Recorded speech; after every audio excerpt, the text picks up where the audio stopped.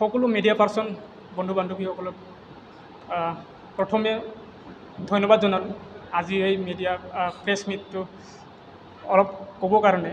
আমাক সুবিধা দিয়াৰ কাৰণে অল BTR TET কোৱালিফাইড এছ'চিয়েশ্যনৰ পৰা মই BTR TET ৰিক্ৰুটমেণ্টৰ বিষয়ে অলপমান BTR প্ৰশাসনক জনাবলৈ বিচাৰিছোঁ বা আমাৰ সুবিধাখিনি অলপ ক'ব বিচাৰিছোঁ যেহেতু আমি জানো অসমত আজিলৈকে TET কোৱালিফাইড যোনবিলাক প্ৰাৰ্থী আছে এওঁলোকৰ কাৰণে বহুতবাৰ 3বাৰ 4বাৰ কৈ টিচাৰ ৰিক্ৰুটমেণ্ট হৈ গ'ল কিন্তু আজি BTRত আমি দেখিবলৈ পোৱা নাই মানে 3বাৰ 4বাৰ অসমত হৈ গ'ল কিন্তু BTRত হোৱা নাই তাৰমানে কি BTRত ভেকেণ্ট পোষ্ট নাই নেকি BTR স্কুলত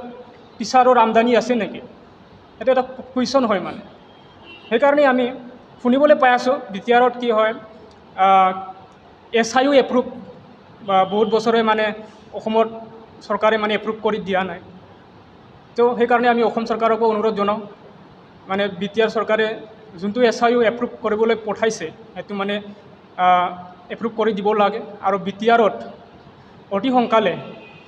যিমানখিনি স্কুলবোৰত এছামিছ মিডিয়াম হওক বা বড়ো মিডিয়াম হওক তাতে বহুত কেণ্ডিডেট আমাৰ কোৱালিফাইড কেণ্ডিডেট আছে 15,000 না 19,000তকৈ বেছি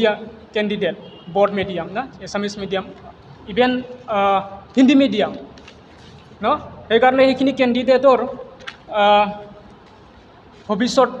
কথা চাই পেলাই BTR প্ৰশাসনে বা অসমে আমাৰ এই টিচাৰৰ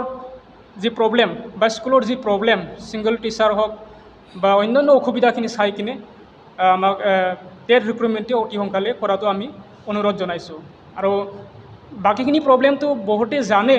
আৰু দেখিবলৈ পাইছে সেইকাৰণে এইটো এটা নৰ্মেল প্ৰব্লেম নহয় যাৰ দ্বাৰা আমাৰ কি হয় হিউমেন ৰিচোৰ্চ বা হিউমেন ডেভেলপমেণ্টটো হয় না য'ত আমাৰ গ্ৰাউণ্ড লেভেল বা ফাউণ্ডেশ্যনটো ঠিক নহয় আমি ওপৰত হায়াৰ ছেকেণ্ডাৰী হওক বা কলেজ লেভেলত হওক আমি কোৱালিটি এডুকেশ্যন বিচাৰি কি লাভ হ'ব না সেইকাৰণে মই এইখিনি অনুৰোধ কৰিছোঁ যাতে আমাৰ BTR চৰকাৰ বা অসম চৰকাৰ আৰু এটা কথা আজিৰ এই প্ৰেছ মিটৰ দ্বাৰা মই জনাবলৈ বিচাৰিছোঁ আমি অতি দুখিত বা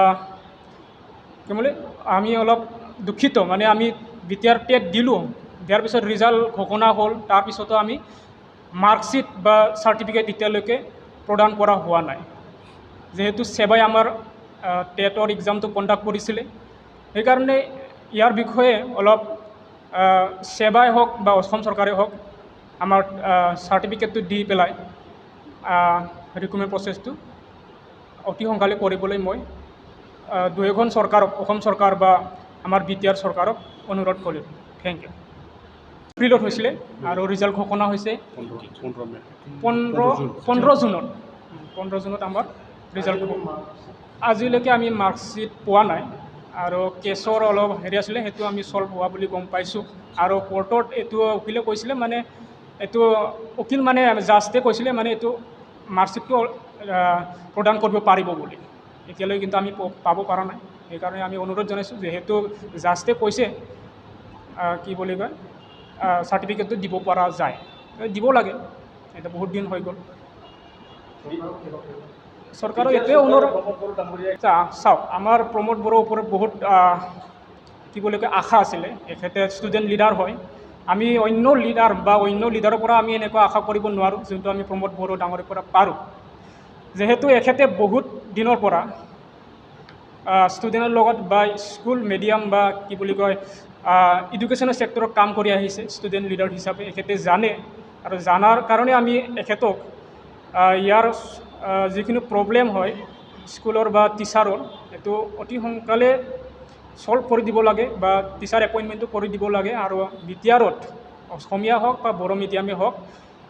দুয়োটা আমাৰ স্কুলবিলাক অলপ ভালকৈ চলাকৈ ঠিক কৰি দিয়াটো আমি বিচাৰোঁ